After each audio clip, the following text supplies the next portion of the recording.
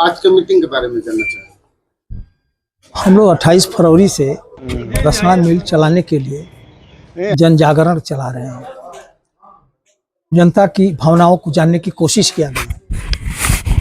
इसमें जनता में बड़ा उत्साह दिखा गया। 10 मार्च को हम लोगों ने जिलाधिकारी महोदय को के द्वारा माननीय मुख्यमंत्री जी को पत्रक दिया गया, रसना चीनी मिल चलाओ, किसान बचाओ। और इसके बाद हम लोगों ने गांव-गांव में दस्तखत अभियान शुरू कर दी। सिग्नेचर कैंपेन, यह सिग्नेचर कैंपेन लगभग 1 लाख हो चुका है।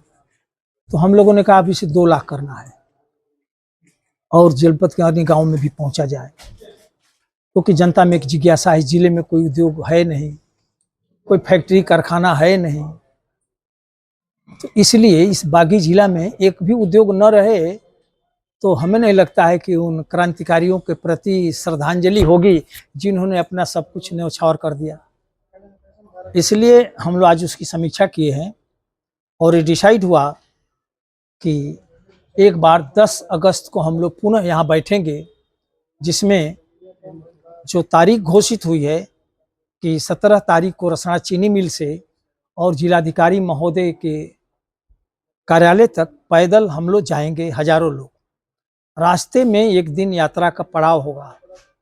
और आज के मुद्दे में चीनी मिल के साथ जनता का भारी दबाव था कि इस 40 लाख आबादी में स्वास्थ्य का कोई साधन नहीं है। जब तक मेडिकल कॉलेज बनेगा तब तक 2-3 लाख लोग निपट गए रहेंगे। न सामुदायिक स्वास्थ्य केंद्रों पर स्पेशलाइजेशन है, न कोई जांच की सुविधा है।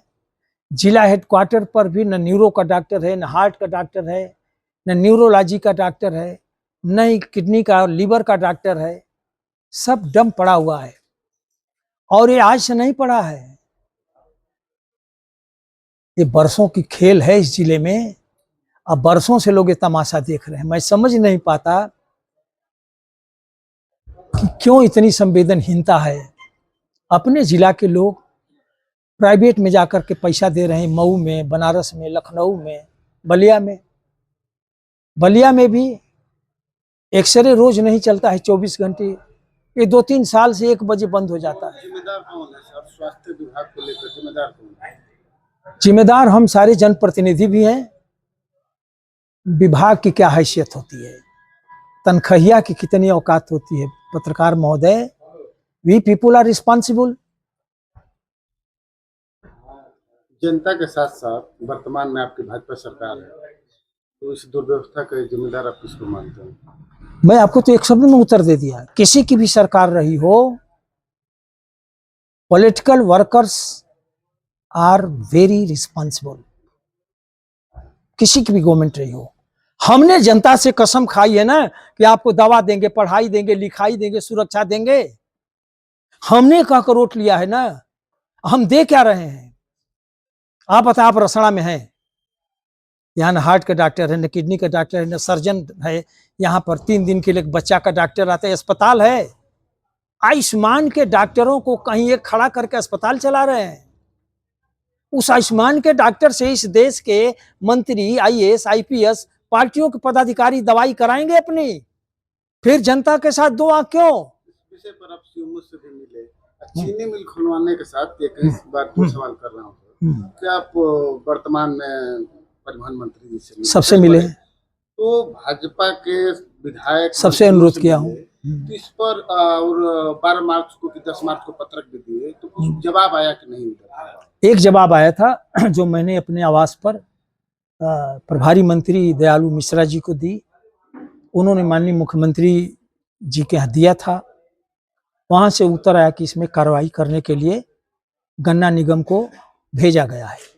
ये पत्र आया, उस पत्र को मैं फेसबुक पर डाल दिया था, आप लोग देखे भी होंगे। यही है सर। यहाँ खास करके आप अपने बगावती तेवर से भी जाने जाते हैं। मैं बगावती सच्चाई कहना, अगर बगावत है तो बगावत रोज करूंगा। एक कहा जाता है कि फायर ब्रांड राम इकबाल सिंह जी के नाम के पीछे लगता है। इंटरसिटी जैसे ट्रेन आपके मेहनत से चला है, श्रेय कई लोग लिए। चीनी मिल के पीछे कुछ ऐसा श्रेय वाली भी आ रही है, तो इस पर क्या कहा? मुझे नहीं श्रेय लेना है, जिसको श्रेय लेना है ले ले। हमारे किसानों के लिए मिल चली जाए, मैं इतने से रुचि रख रहा हूँ और मेरी कोई रुचि नहीं है। यहाँ बलिया के 35 लाख किसानों की लड़ाई 35 लाख किसानों के लिए। और उस तो क्या 35 उम्मीद है कि आपकी मेहनत सफल हो जाएगा भाजपा सरकार में? कभी असंभव नहीं होता है। किसी की भी सरकार रहे, मिल चल कर रहेगी।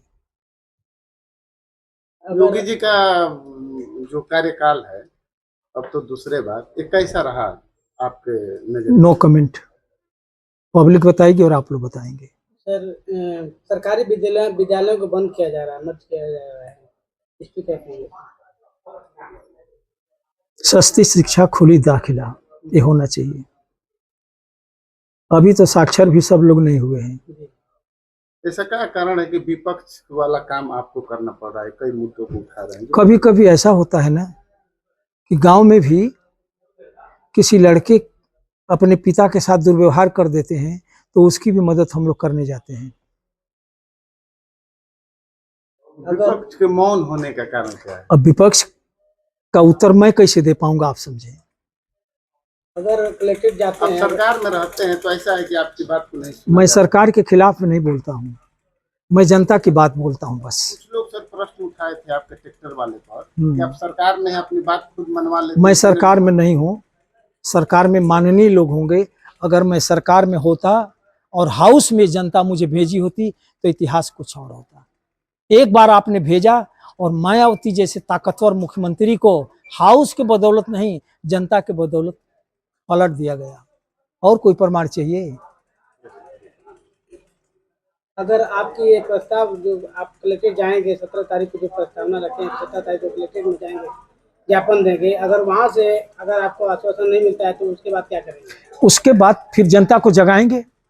हर गांव-गांव में हम कोशिश करेंगे कि जनता सप्ताह में एक टाइम भोजन न करे, मंगलवार के दिन, हनुमान जी के दिन, और एक सार्वजनिक स्थान पर 2 घंटा के लिए मुंह पर पट्टी बांध कर बैठे। ये मैं कोशिश करूंगा जनता को जगाने के लिए।